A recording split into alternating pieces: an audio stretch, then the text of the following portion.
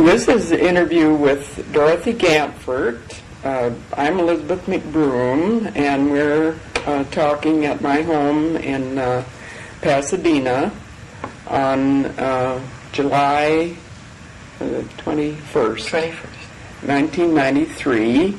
And Dorothy has been a board member of Rosemary Cottage and of Planned Parenthood in Pasadena over a period of time that she'll tell us about. And we're just going to talk today about some of her recollections of these agencies from the perspective of a board member. Dorothy, have you been interviewed before about these things? No, I have not. All right. And maybe you just start by telling what first got you interested in Rosemary and what they were doing at Rosemary. Well, I am very grateful to the League of Women Voters in Pasadena for making me conscious of some of the social problems in the city, even though I don't actually live in the city itself. And when I was asked to go on the Rosemary board, it opened up a whole new world. This was in the late 50s. And I was on the board off and on through part of the 60s. When I went on the Rosemary Cottage board, the finances were at a very low ebb. There was an incompetent administrator. Things were really in a dreadful state, so much so that 3 of us board members went down to the head of the United Way in Los Angeles. The woman's first name was Irene. I don't remember the last name. She said to us, "You don't have to keep Rosemary alive forever, but try to keep it alive for 1 more year. Why don't you invite your friends to a luncheon at the cottage and ask them to give you $100 and become a patron?" Well, it was a wonderful idea, and many patron lunches were held, and we certainly succeeded in raising quite a bit of money. And meantime, the county had raised its allotments to the girls. The county hadn't quite caught up with the fees. Do you remember what the fee was? No, I don't really, but I can tell you what it is today. Today? It's $3,500 a month for each girl. And in those days, can you remember anything about what it was in the neighborhood of? No, I really can't. Yeah, okay. I really can't. Okay, but a very small fraction of that. Oh, yes, indeed. The county wasn't aware, actually, of how living costs are rising so very, very fast. So finally, we fired the incompetent administrator and hired Ella Reese. Perhaps you knew her. I know Ella. You know yes. her, yeah. And she was a wonderful director, and we certainly enjoyed her. Eventually, she retired, and Hank Cohn took her place in 1964. I remember very well being in the group that interviewed him. Now, as I looked around at the needs of the cottage, I felt that I could provide something which was a little unusual. Some years ago, I had worked at Young and Rubicam, the national advertising agency in Hollywood. There was no brochure of any kind. There was no literature to give out to the public. So I asked my former boss, the art director, if he would design a brochure for us, which he did. A very, very beautiful design. And one of the copywriters wrote the text. Grant Dahlstrom, who owned the Castle Press, did the printing, and he took the photographs. His wife, by the way, was president at that time, Helen Dahlstrom. So the brochure was very successful in interpreting the program. It was a tool that we needed. And then what was the other thing? Oh, I started to write some newsletters, and I used my daughter as a model. She was a teenager then.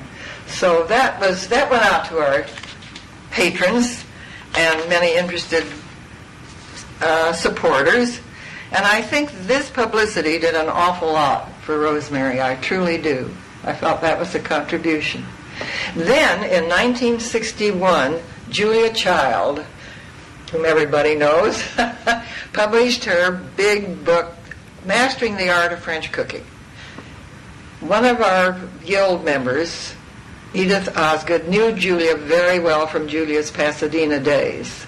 And Julia had come with her co-author, Simone Beck, to Pasadena to autograph the book and to publicize it. So Edith persuaded her to do a benefit for us, which she did at the San Marino Women's Club.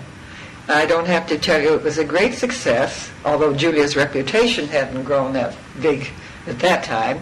And she autographed the book, and one of the local bookstores took charge, and we got a percentage on the sale of the books. I still have my autographed copy. Now, another advance that was made under Hank's administration, and believe me, he was an absolutely wonderful executive and administrator. He was very innovative, wasn't he? Oh, on yes. the advancing edge of practice and child care. Yes, and those girls could not get away with anything under Hank. He was very realistic. Very realistic, and he said, I know all their tricks, they can't fool me. And of course there were many efforts to fool him. Well, one of the steps forward was to build the administration building, which is right next door to the big building at 3244 East Green.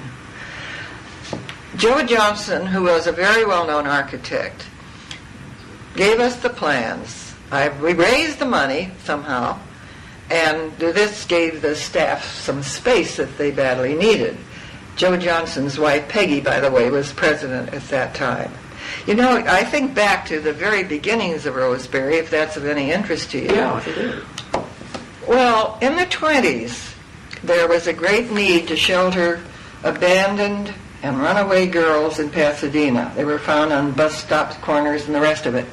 And there was a very dedicated policewoman who saw the need and didn't want to send these girls to a juvenile hall, which was the only shelter available.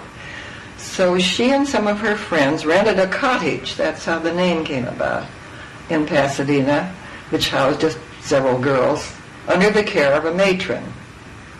Then that program was so successful that these same women, with the help of other people, built the big house at 3244 East Green Street. And at that time it was not a treatment center. It just took care of girls in need. It was a shelter. A shelter.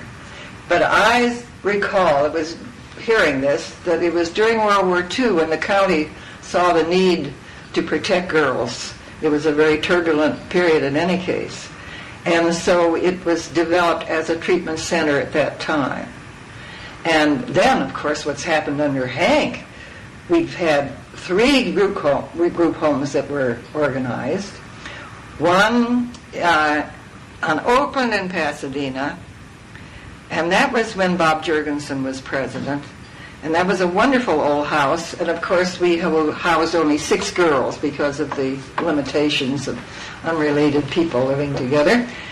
Then in South Pasadena, we bought a house, which has been very successful, a wonderful house.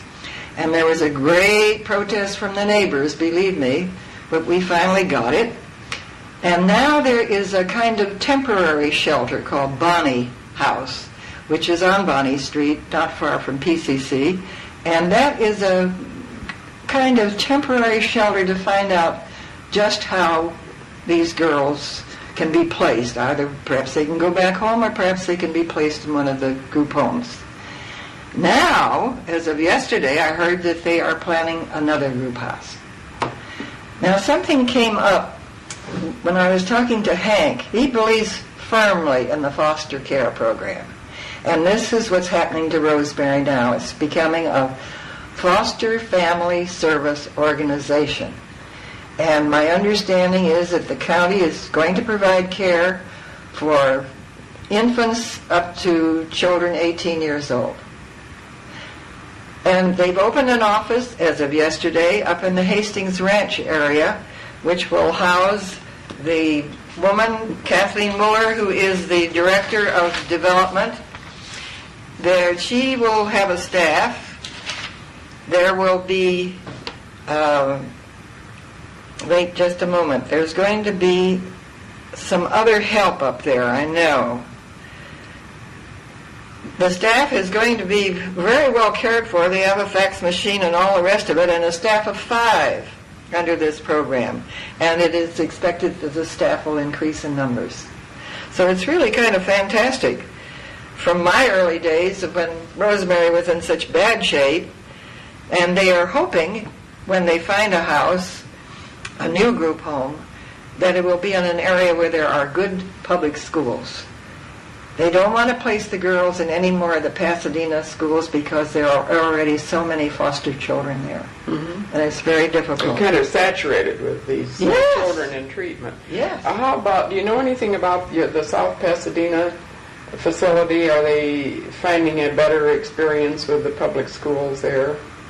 I've never heard of any terrible problems, actually, because I'm not that close to the cottage anymore, so I can't tell you. But I have a very dear friend who has just retired as a French teacher at Pasadena High School, who had 3 Rosemary Cottage girls, she was telling me the other day, who took French of all subjects.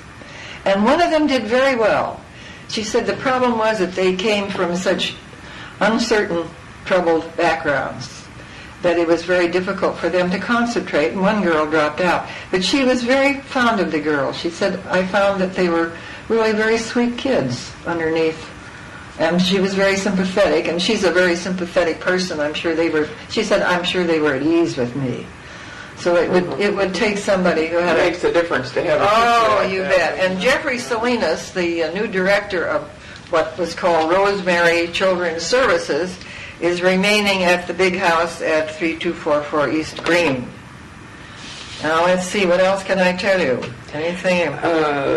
You know, we mentioned something about your also being a long-time board member of Planned Parenthood, and you mentioned that Hank, in the beginning, didn't want this kind of service for the Rosemary girls. Can you tell about how these two things interact? Well, yes, I can, because I can remember a discussion that Bob Jorgensen, who is president, and I had with Hank on that subject. No, he said, our girls have to conform to the rules. We're not going to issue any kind of birth control devices or anything of the sort. They're just going to have to follow the regular rules. Well, of course, it wasn't too long before he discovered that that really wasn't realistic. And then Planned Parenthood became involved, sending counselors and the education specialists down there to talk to the girls. And so far as I know, we still have a wonderful program between the two agencies. We have on the Planned Parenthood board a staff member of Rosemary, Wanda Davis, and she is of great help in interpreting what's going on, because we need that kind of information. Planned Parenthood needs to understand about girls like the girls at Rosemary. These particularly emotionally disturbed teenage girls who present quite a problem to begin with, and they coming from the destructive homes that they come from and from the abuse. So Planned Parenthood, I think, has a good handle on the affairs of Rosemary Cottage, and we send out education specialists to the community, to the schools, and to, Catholic and public schools, private schools of all kinds. The Pasadena agency has been quite a leader in this peer counseling program. Oh, yes. Hasn't it? Yes. There's an interesting article in this week's United States News and World Report on, and I think it's the state of Michigan that has had a peer counseling program. And I was kind of amused because it appeared as though this were something absolutely brand new. But we've been doing it for years. Very successful program. The Pasadena Planned Parenthood has been very innovative, I think. I think so, because we have peer counselors at the age of the junior high school students, up to college age. So, in your board member career, what have you found that's gratifying to you in doing that, Dorothy? Well, I have to stop and think. I think watching a program go forth and to progress, to advance, to serve the community, that has been my satisfaction. And I've been involved in fundraising. Certainly, we got Rosemary Cottage on the road to stability through fundraising. I think you have quite a gift for that. Well, I didn't know that I had. It came about through the League of Women Voters. I had to take on the job of becoming the financial director when one of the women who was in charge ran for public office, and there wasn't anybody else to do it. So it was the hard way to learn, because the appeal is so very different. today you'd be the director of development or advancement or whatever they're calling yes, it. I feel that. I'm very pleased with the experience that I've had in fundraising, especially through the Coleman Chamber Music Association, assembly room concerts for public school children in the whole Pasadena, San Gabriel Valley. That has been a satisfaction. But it takes a certain dedication and feeling for the needs. But I've enjoyed it all.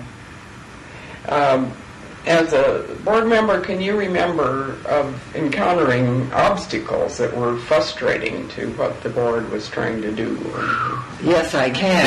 We struck a vein here. I can.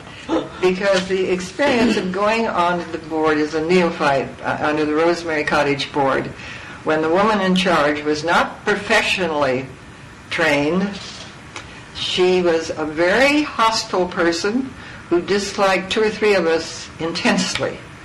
She knew nothing about fundraising.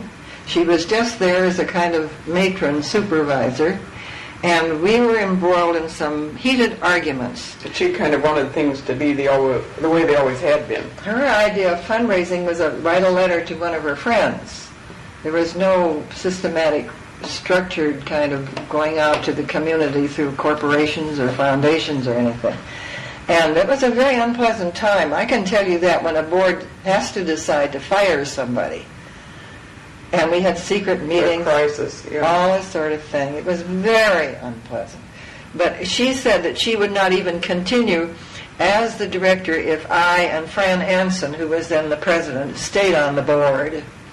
So some of us said, well, we can't tolerate that. So after all these secret meetings, we finally fired her and Eloise came on. So that was a very unpleasant episode, I can assure you. And you, how did you work it out, actually? We just told her to leave. You fired her and you hired a professional. Exactly. Start the process of bringing Rosemary kind of into the modern 20th world. century. Exactly, certainly. Well, I was pleased I guess it was last fall, there was a dinner to pay tribute to Hank Cohn after his retirement. It was a dinner at the Athenaeum, and I put my table together through the various ex-board members and their wives and husbands I knew were going to come, and we had a wonderful table. And what was interesting about it was that we all got up and spoke about the early days and what we felt our contributions were and so forth. But there was a huge table which was devoted to Rosemary Cottage girls and their husbands or boyfriends and families. And it was really very reassuring to look over and see these attractive young women who had made it in life. I should think very so. Pleasing. Did some of them speak as well? No, I don't think they did. But they were there with their Hank would families remember. and- Yes, they were there. Because we were also busy bobbing up and down and paying tribute. Yeah, I do think they did now as I look back. I think, yes, and some of them introduced themselves and their mothers and relatives, and that was a rewarding evening, I can tell you. Now, have we covered all the items that you have in the Let me see. little written statement that you've made here?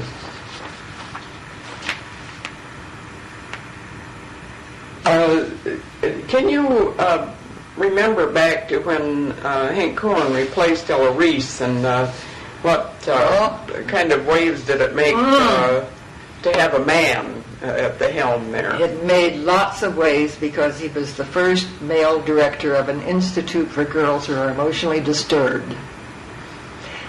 But there were others who followed him. Indeed. Oh no, there was the radio criticism. How is he ever going to cope with those girls? He coped all right, believe me. I can remember when we placed the first male student for a field trip, and the other students were giving him really a bad time and kidding him about how he's going to be carrying on with these girls and all this sort of thing, you know.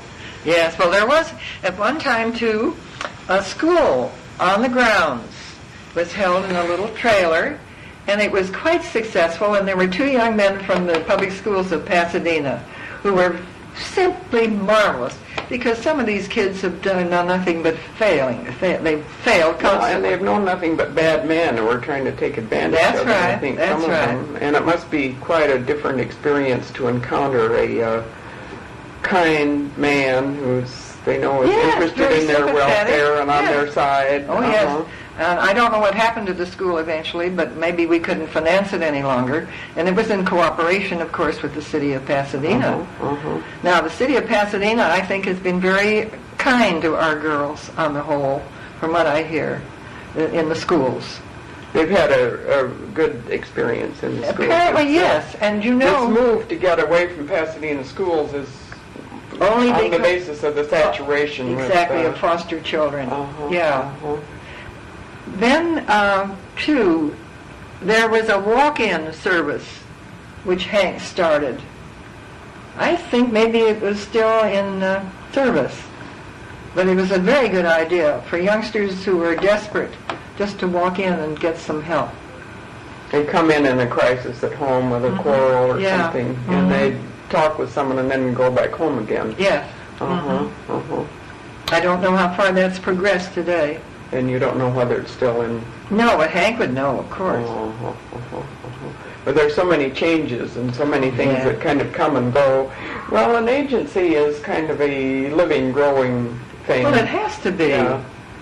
Oh, yes, and at one time, I know the problems at the cottage, drugs are a problem, of course, and angry parents, all kinds of odds and ends, things like that. And then alcohol took over from the drugs, and I don't know what some of those problems are today, but I would guess that... But you were very close to these at the time of being a board member, and would hear about all the problems of the girls. Everything would be reported at board meetings. Needed to be coping. Yeah, we did have a good 5-year plan years ago, all of which took place, was eventually realized.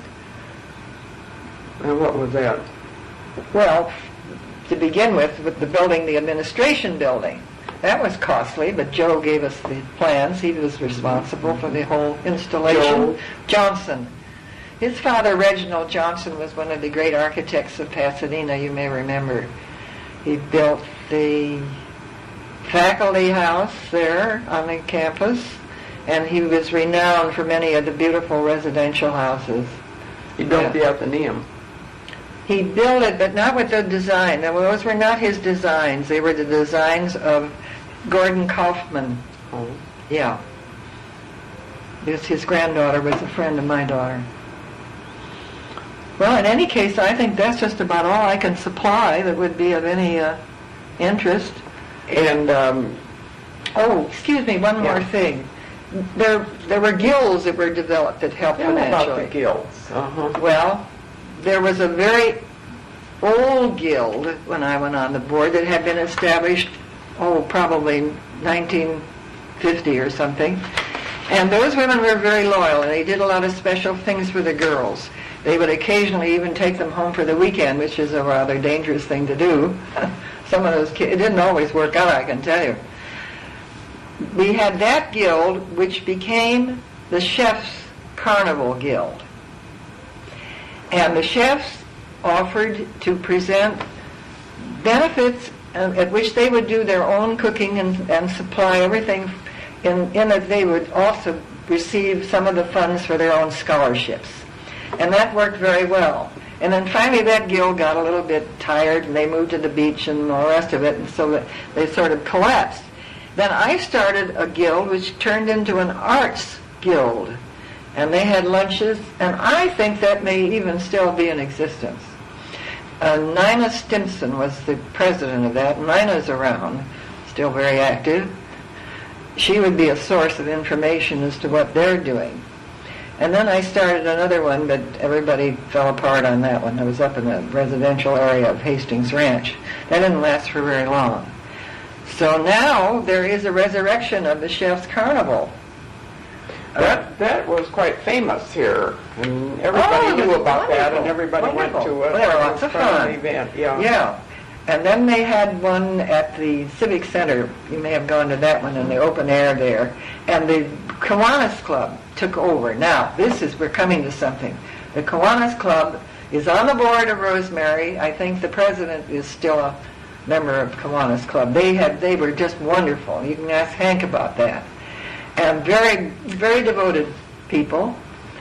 And they had that benefit at the Civic Center there next to the big theater. Oh, they did that for several years. And then this year, they had a wonderful benefit at the Shakespeare Club. It was astonishing, really. It was the chef at the Annandale Country Club, whose last name, Wolfgang Kaufmann, said, "Look, I'll do this. I'll get all the chefs together." And this is the way it had worked before. One man would be in charge of getting all these other chefs from country clubs, restaurants, and so forth.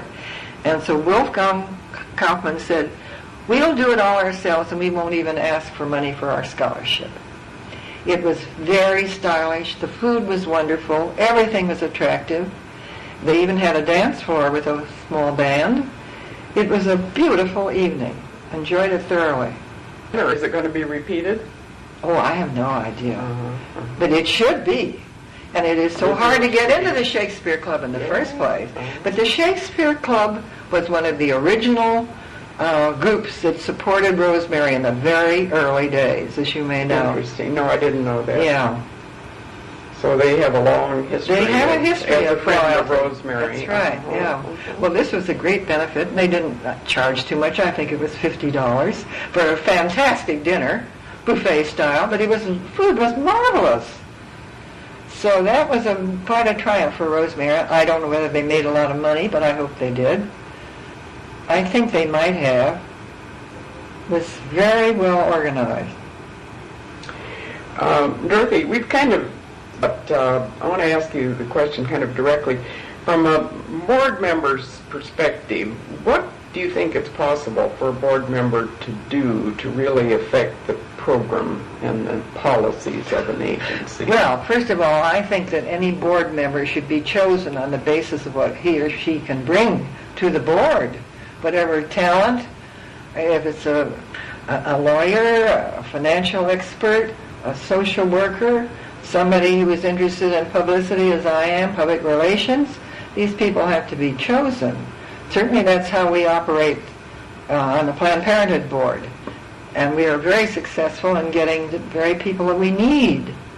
Indeed. So that you have a well-balanced board in terms of ethnic groups and color and so forth. Sure. In the early Rosemary days, it was extremely hard to get anybody who was not white to serve on a board of directors. And the few that you could get, some of them just came on as token board members, you might say. And that was not successful in those days. Now it's entirely different. You really have your choice. Tell about some of your experience with some of these newer kind of board members. Well, I would say, judging from the Planned Parenthood board member at the moment, we are very well balanced. In the ethnic group, we must have at least 4 Latinos and Latinas. I would say offhand, I'd have to think more seriously, at least 3 black members who are highly gifted people. One is a doctor, 2 are school administrators with PhDs, one is a social worker, this is another one. And out of a board of, say, 22 or 3 people, I think we're balancing pretty well. And do they keep examining policies that work or don't work as well, and think of new programs? Does the board initiate programs? No, I wouldn't say that. No, I think this is done primarily by staff. Which is just as well in this case. Now at Rosemary, we did it. And I kind of expected that when I went on the Planned Parenthood board, but it's a different system, but it still works. The staff at Planned Parenthood tends more to present a program for board approval. Yes, or present a policy for board approval. And at Rosemary, in some of your experience there, the board took initiative in developing new like the programs. 5-year plan. Well, we have a 5-year plan too at Planned Parenthood. Things that we would like to do, for instance. Well, is that a board project? Did the board really write the 5-year plan? I think it was primarily the executive committee. The executive committee of the board did that, really. And for instance, we want very much to establish a prenatal clinic. That's part of family planning too. And is that quite central in the 5-year plan? Well, we've talked about it and talked about it. We were turned down by every hospital imaginable. They didn't want to get involved. Then I believe it was the Methodist Hospital, and I'm not sure just where that was located.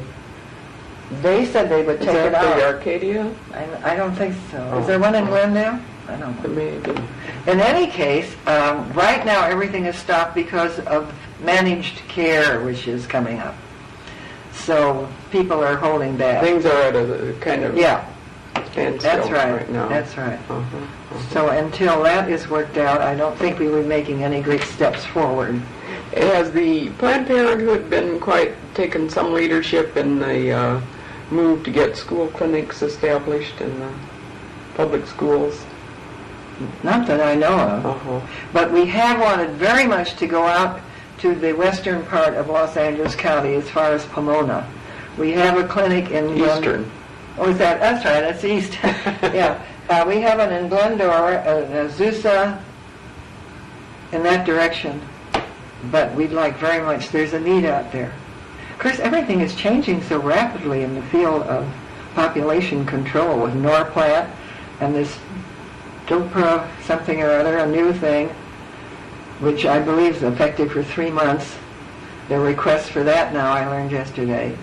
And then, of course, we have an abortion clinic, you know. Tell about that. Well, we have on Saturday morning an abortion clinic run by Marge Gomez, who used to run the abortion clinic at the Los Angeles Planned Parenthood Agency. Very capable Latina. And a physician? No, she's not a physician. Oh. No. I don't think we average more than maybe 6 a week. Are they performed at the agency there? Yes. And we have a nurse practitioner, you know. Now, I don't think, maybe Marge doesn't perform the abortions herself, but there is a nurse practitioner, and we have a doctor. Dr. Norton is on call there, so that it is handled very discreetly. But what we are finding is that so many of the girls today want to keep their babies, whether they're married or what. It's a kind of epidemic, which of course in turn puts more pressure on the community, welfare and all that. Do you know anything about the follow-up for these? Some of them are very young, I presume. You mean after they've had their babies? Oh, well, I don't know. They're encouraged, of course, to use birth control. But many of the girls who had that first baby have the second one, as you know. It seems to run that way. But we wouldn't have the time or the money to follow up on each case like that. If they come back, that's different. But there are some agencies that look after these young mothers and their babies. Well, and welfare, if they can't live at home, and if they don't have a good many of them do live at home, yes, go back home, sure. And go back to school. Yes, yeah. And once in a while they marry their boyfriends. Doesn't often happen. And I understand the public schools have some infant care facilities. Yes, I believe they have. But this, you see as a trend that's different from what it was a few years ago, the number who want to have the baby and keep the baby. We were talking about that. We have a pediatrician on the board, Dr. Shafif, it's a very complicated name, Muslim name. Shafif Dean. And he always gives us an insight into what's happening. among the pregnant girls in Pasadena. He feels very strongly that this is a very strong tendency today for the girls to keep their babies. He can't figure out quite why, but they apparently feel like they're going to get some emotional security out of this poor little infant that has no father, and it's kind of sad. They need the baby To love. So that, baby to love. without thinking of what the coming years are going to be, the responsibility.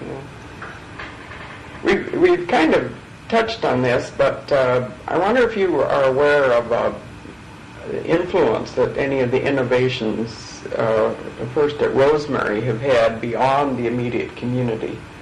Has it influenced child welfare practice, and has it been copied in other places? And I wouldn't be able to say. I've not had any professional experience of any kind in social work, and I wouldn't know what the effect is, but I'm sure the reputation of Rosemary has gone all over the United States. Just where it's had the most influence, I don't know. But when Hank was administrator, we were very much aware through Child Welfare League conferences and that sort of thing that Rosemary was renowned. Definitely. And certainly through some of these conferences and so on, it must have had some influence on. Oh, I'm sure it did. In other Yes. places, yeah. Oh, yes. Kind of a kind of leading edge in child welfare practice.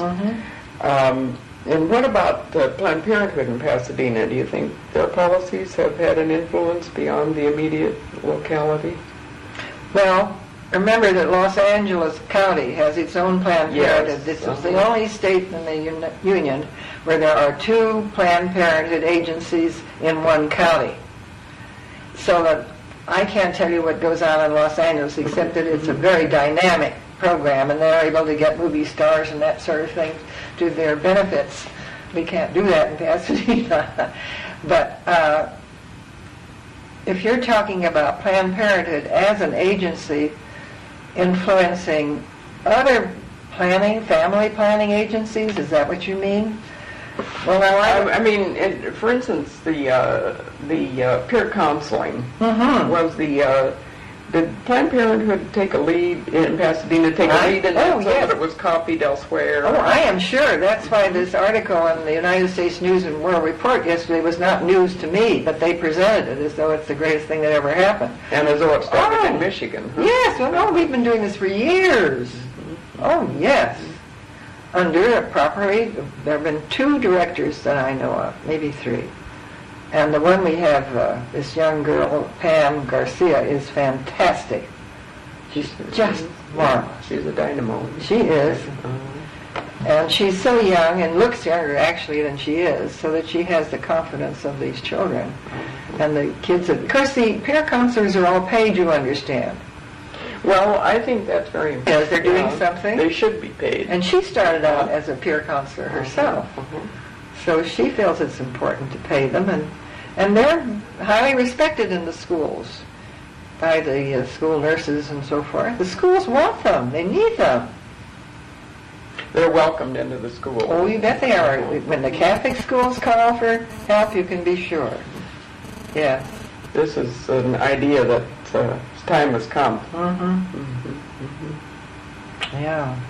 Well, is there anything else you'd like to say? I can't think of anything at the moment, except that it's been very pleasant rehearsing and going back over these things that happened so long ago, but which are still effective today.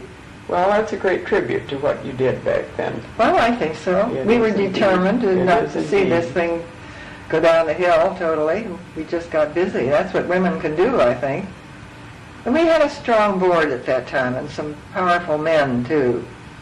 Rosemary just could have been buried in that hard spot back there. Oh, I think they would have closed the doors. There was no question of that. They were just at the very, very edge of falling over. Yeah. But it shows what people can do when they're determined and believe in the cause. Well, it's a tremendous tribute to you and your fellow board members, I think, that Rosemary survived Yeah. and has become such a model agency. Maybe we were a little bit naive, but we persisted. Never Yeah. underestimate naivete. That's right. Or persistence. That's it. All Yes, right, all yes. right. It was a particular pleasure working with Hank Coleman, I can tell you. He was one of your students, wasn't he? He was our student, yes. And he was director for how long? From 1964 until 1992. Close to 30 years. Yeah. Uh-huh. And goodness, the stories he could tell. Yeah. Sure. Well, you had a long, rich association with Hank, I think, as a board member. Yes, and I think a board has to be inspired by the executive director. There's no question of that. A good board and a good executive director is a winning combination. Yeah. Well, Dorothy, I want to thank you very much for sharing this, and Well, thank know you. the tape will be at the archives in the Arlene Johnson Library at the School of Social Work in the University of Southern California, and one of these days it will be transcribed, and one of these days we will have an archivist to have these materials in order and available to people who need to look to them for what they need to know about what they're doing in the I'm present. sure that Kathleen Mueller, the new development chairman, who's being paid for her job, I might add, would be very glad to hear this tape. Then she wouldn't have to listen to me tell it all over again. We'll see if we can get a copy for her. That would be nice. Thank you, Elizabeth. Thank you, Dorothy, very much. Held that off. Just to the end.